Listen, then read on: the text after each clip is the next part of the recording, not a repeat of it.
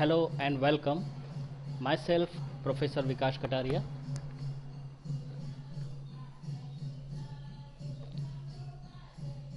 And you are watching lecture number 9, Subject Operating System, Subject Code 363003. In this lecture, we are going to cover what is threads, threads functionality, why use threads, types of different threads, advantages of threads, disadvantages of threads, and finally we will talk about the advantages of multi-threads. So let's have a look.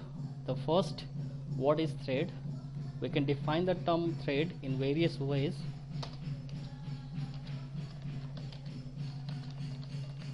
What is thread?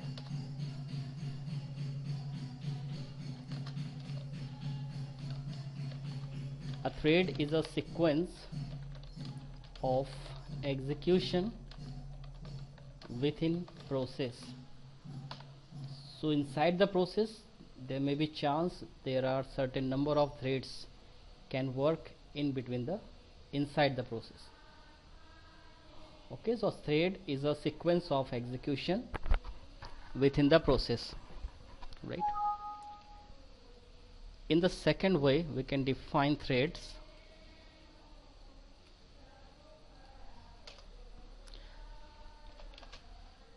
It does not have its own address space. So whenever threads created, it does not have any own address space, right? It always point to address which created by the process. So when program become the process context takes the memory into the primary memory. It have the physical address. So threads created inside the process, that's why threads does not have its own address space.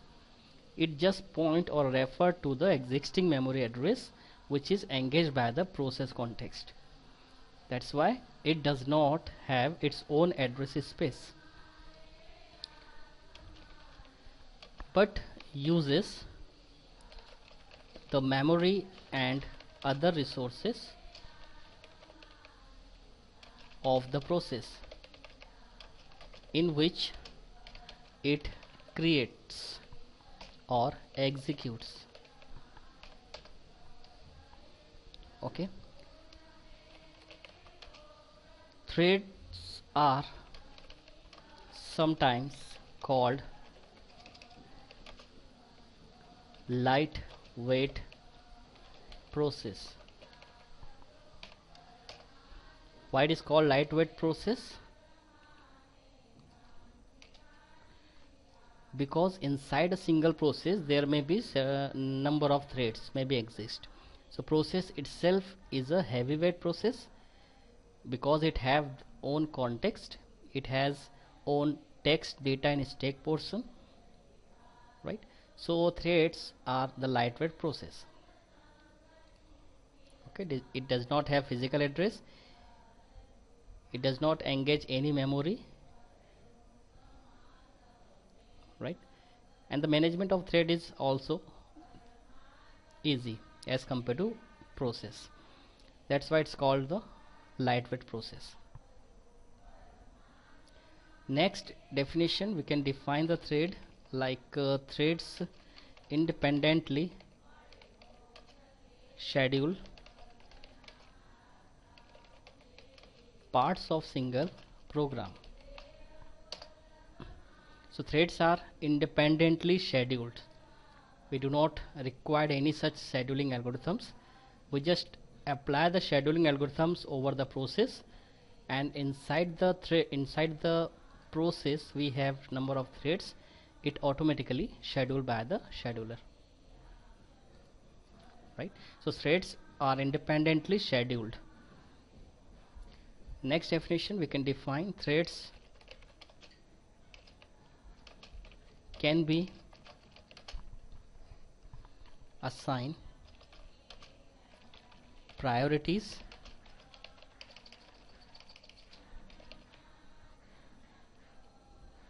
Priority means the order in which threads get scheduled by the CPU.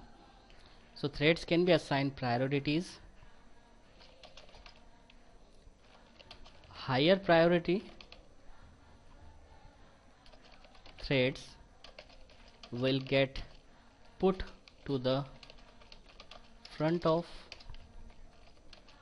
the queue.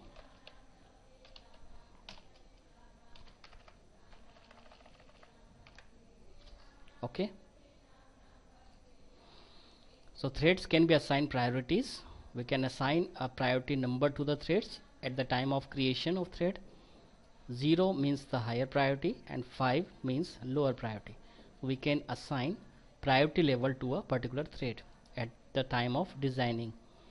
Higher priority threads, definitely if we assign a value 0 to a thread, it will comes in the front of queue, so it will schedule first by the CPU. Okay, so this is about the threads, how we can define the term threads. We can take any one of the definition. What is thread actually? Okay, in the second terms, the threads functionality. So let's talk about some functionality of threads.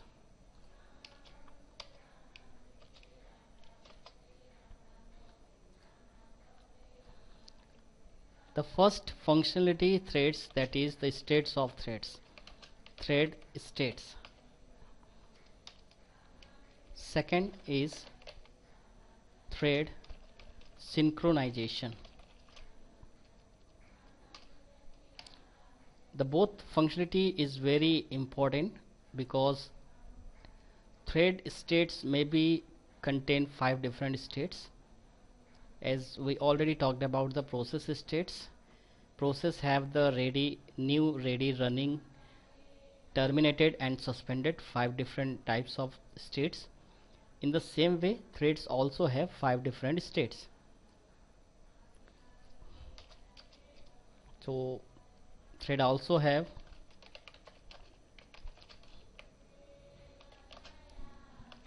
five different states, as like we already discussed in the last lecture, that is new, ready, running, suspended and terminated.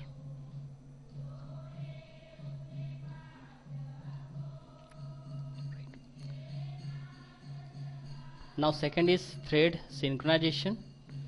As we already talked about, if single process contain the multiple threads, so we have to manage all the threads working in simultaneously within the process.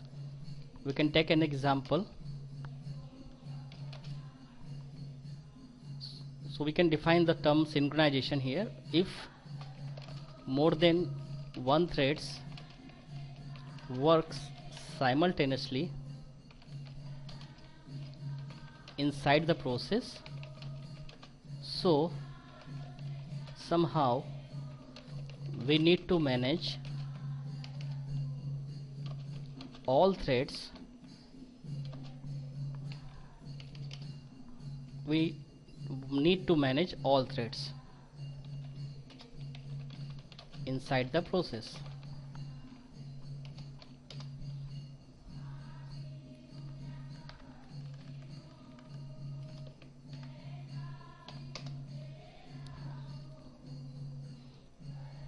Right? We can take as an example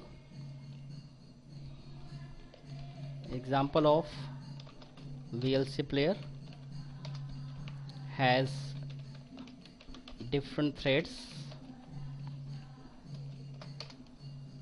like one threads which works on sound, management of sound, another thread, one thread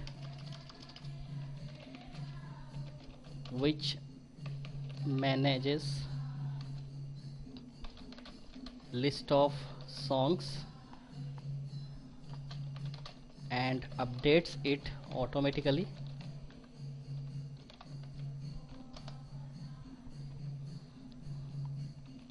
One thread which manages progress of running songs. So we can take so many different examples over here.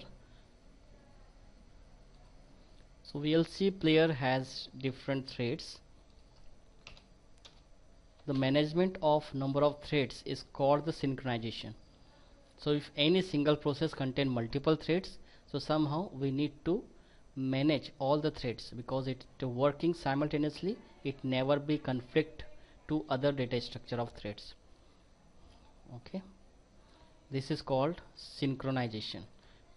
The entire management of threads if they work simultaneously, right? So one thread which works on management of sound based upon the equalizer and treble and bass. The threads works the high and low, up and down, right? The one thread which manages list of songs and update it automatically. As the songs gets finished, the threads will pick up the next songs and put into the running states. In the third thread we can talk about the one thread which manages progress of running songs. Okay, so as soon as the songs gets finished, the new songs should be scheduled into the running state. So this is called the synchronization threads.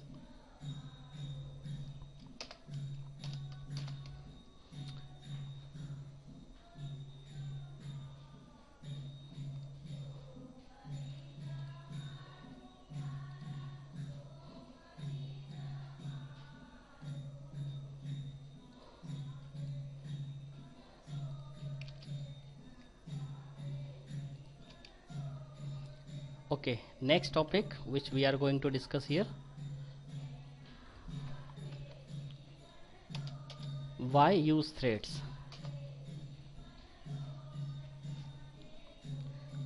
So why we use thread?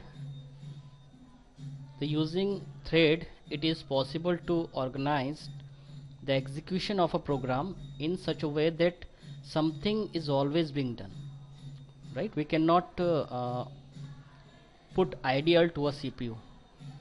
If we do not assign number of threads, number of process to a processor, that means processor gets ideal in their states, and processor gets ideal, that means it generate less throughput. So less throughput, that means less utilization. So we want from CPU that it generate the better throughput, it perform number of tasks, number of threads and number of jobs within the second, so that we get the better utilization of the CPU. So to make the better utilization of threads, CPU, we use threading, right? So something always be running, something has to be done by the CPU, right? So we can define the term why we use thread. Using thread, it is possible to organize the execution of a program in such a way that something is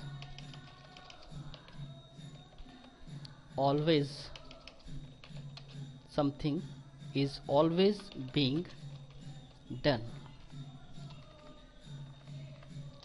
Okay, so always we assign a job to a process, we assign a task to a processor, that means something always being done. Whenever scheduler gives the heavy weight process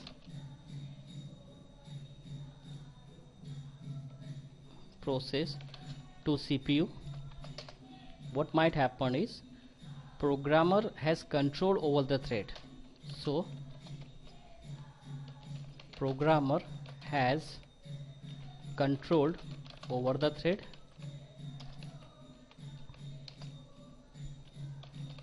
inside the heavyweight process, threads are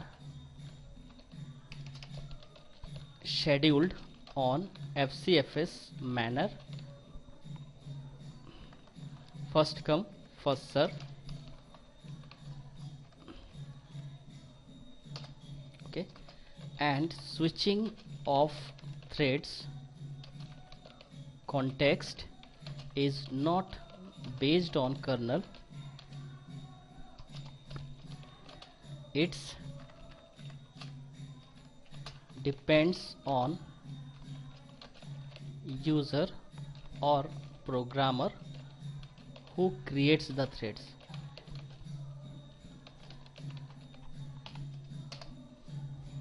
Okay, so whenever CPU gives the heavyweight process to the CPU for execution, the first chance may be occur that the programmer has control over the threads. Okay, because programmer creates a thread, so all controlling should done by the programmer. All controlling over the thread should maintained by the programmer. So inside the heavyweight process, it always scheduled in the FCFS manner. Switching of thread context is not based on the kernel because threads created by the programmer. So switching of thread should be maintained by the programmer. Okay, so it does not depend, the switching of context of a thread does not maintained by the kernel.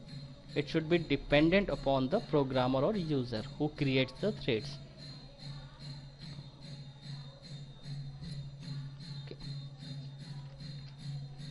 This is why we use thread. So in short, we can say, to make better utilization of CPU and getting better throughput from the CPU, we prefer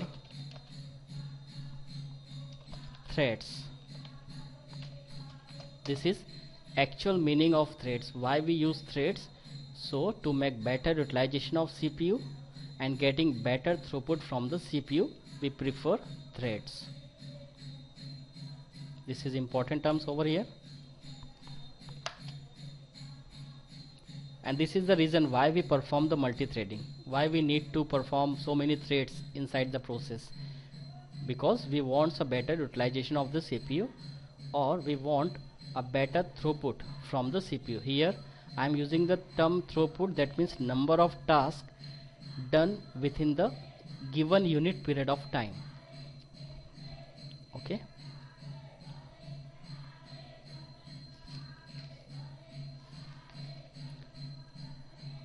in the next topic, let's have a look.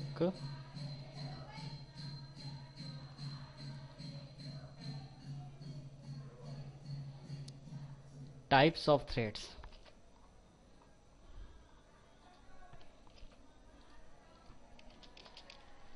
Types of threads.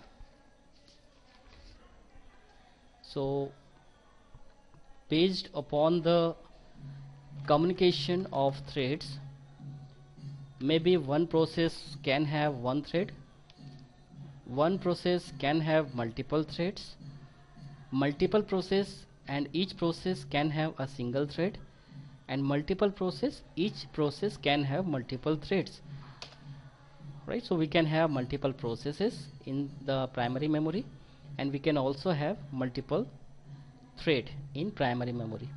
So based upon this scenario, we can classify one process based on one threads, one process but multiple threads, multiple process, each has single thread, and multiple process, each has multiple thread, right? So there are different types of thread. one process can have one thread, one process can have multiple thread, multiple process and each process can have single thread, and multiple process where each process has multiple thread.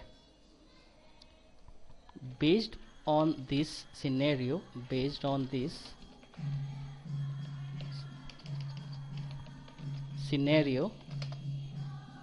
we have the two concepts. First is single threading and multiple or multi-threading. Okay, so let's have a look. Single threading means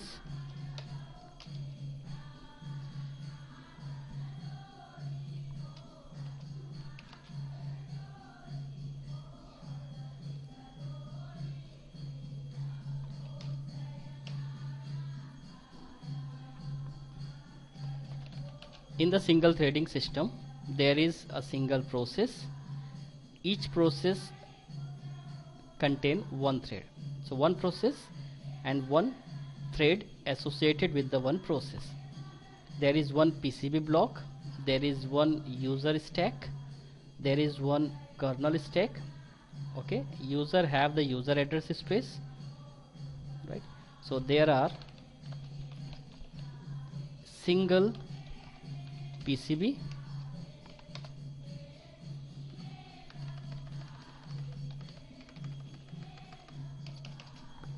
there is single PCB,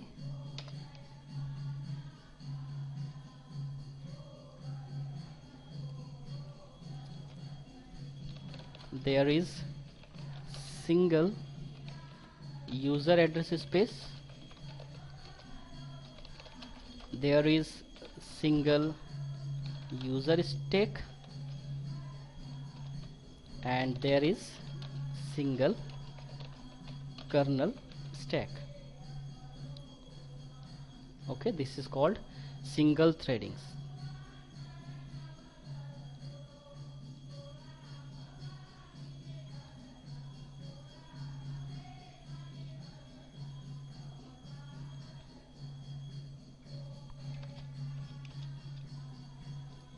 Now let's talk about the multi-threading. Multi-threading, that means operating system support concept of thread. Operating system also support the concept of multi-thread. Different part of program, different part of process, different part of instance of a single process can execute simultaneously. That is called multi-threading. Okay, so operating system support concept of multi-threading, in which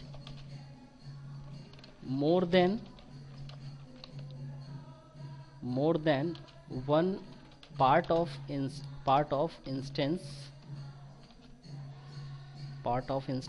or a part of instance of single process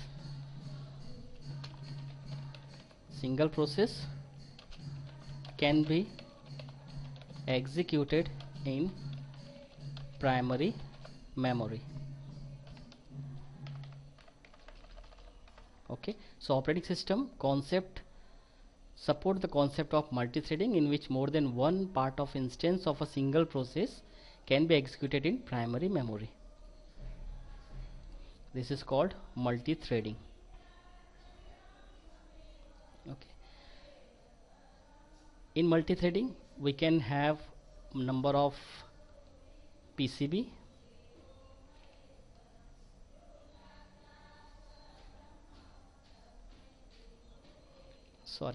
we cannot have more than one PCB because multi-threading applied on a single process. I am not talking about the multi-programming where more than one program or process concurrently executing into the primary memory, right? There is single process having multiple threads. Okay, so threads do not have any physical memory address space.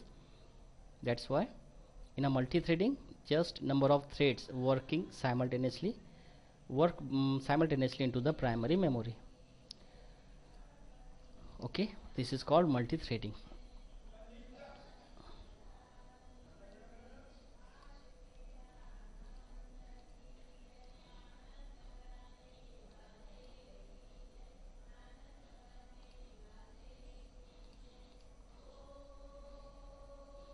Okay, the next is advantages of thread.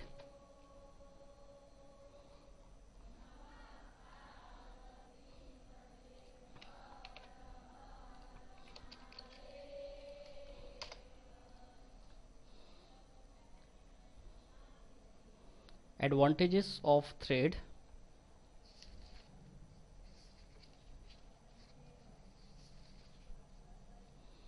The first is based on economy, based on resource sharing, and based on responsiveness. Okay, so based on the economy, how it is beneficial for the user. Based on economy, it will take a less time to create a new thread. So economically is good, it is very good, we can say, because it take a very less time to create a new thread, less time to terminate than a process. So again it is a better, less time to switch between two threads within the same process. So switching, to perform the switching, again it will take a less time, so it is better for the economy, right? So economically the threads are very good. Resource sharing. In terms of resource sharing, better resource management.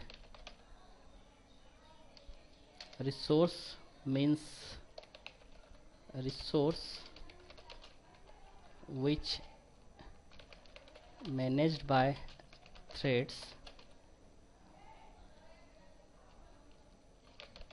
very easily, like memory, files, memory address. These are resources may be shared by the threads. So memory, files, memory address, these are resources in terms of thread. So better resource management,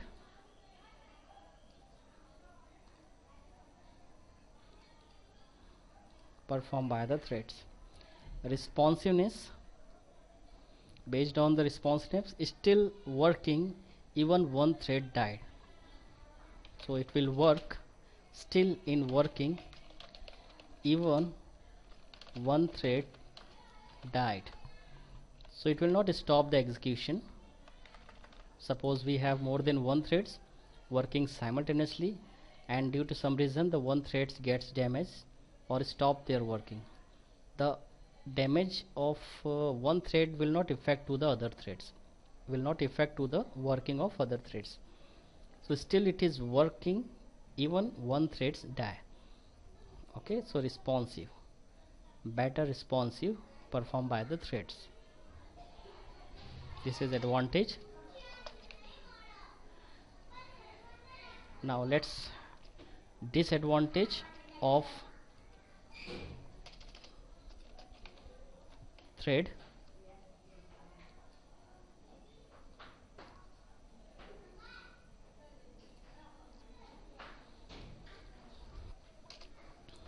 The first is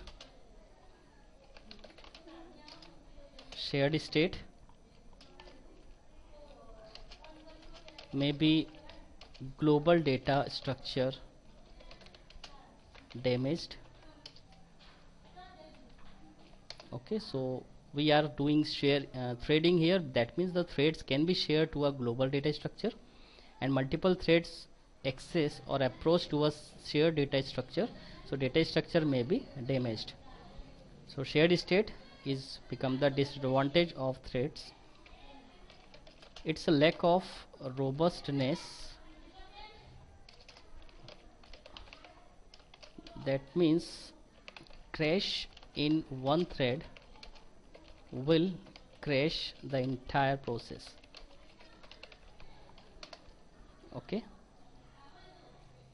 so there may be chance if single thread, one thread dependent upon the other thread, the execution of one thread and the output of one thread may be dependent on other thread. In that case it is not robust, because if dependent threads gets crashed or damaged, that will definitely affect to the other threads in which it is depending on.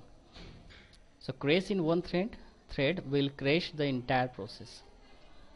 There may be chance. Okay, the lack of synchronization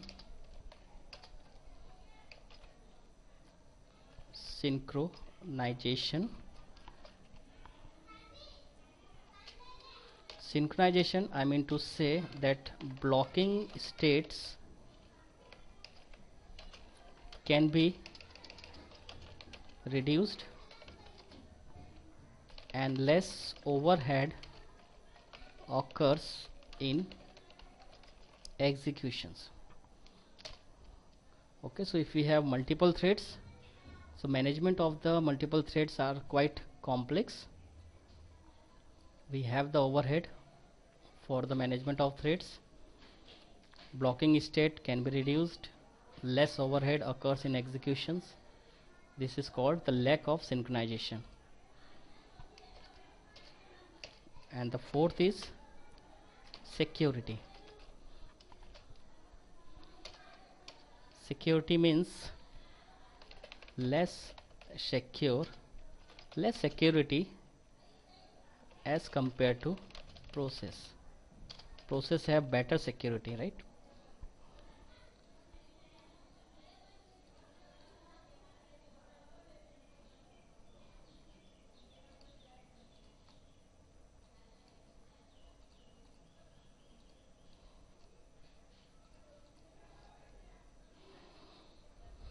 So this is this disadvantage of thread.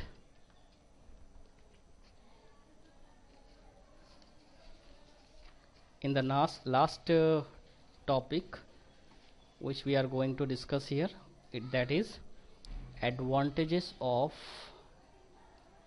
multi-threading. So let's discuss on the advantage of multi-threads. So multi-threading is very important because we are currently works on multi-user environment. As far as the human nature is concerned, they can perform the multi-programming. They can have different thoughts in their mind. Okay, the same expectation user can expect from the operating system. So multi-threading, that means more than one part of the instance of a single process execute in the primary memory. So what should be the advantages of multi-threading? So advantage is the first, improve application responsiveness, that is better improvement application responsiveness, use multiprocessor more efficiently, improve program structure, and fourth, use fewer system resources. Okay, these are four advantage of multi-threading. So if we use multiple threads in single process, we can improve the application, right? If application have the more than one threads, that we can say the applications are more responsive. Okay, use multiprocessor more efficiently, because if we have multiple processor, every process can do multi-threading, so it generate the better throughput. So automatically it is efficiently works. Okay, it is efficient. So use multiprocessor more efficiently as for the single process also. Improve program structure and use fewer system resources. Okay, this is actually the advantages of multi-threading.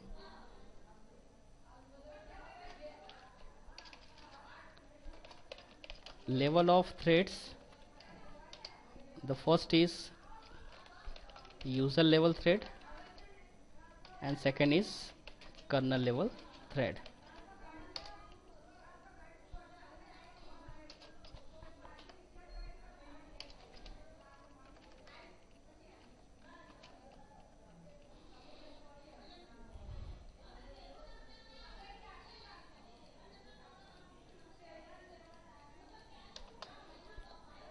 So threads which created by the user in the user area, it's called the user level thread, and for the complete execution maybe user level threads goes on kernel area and the execution of that thread by kernel.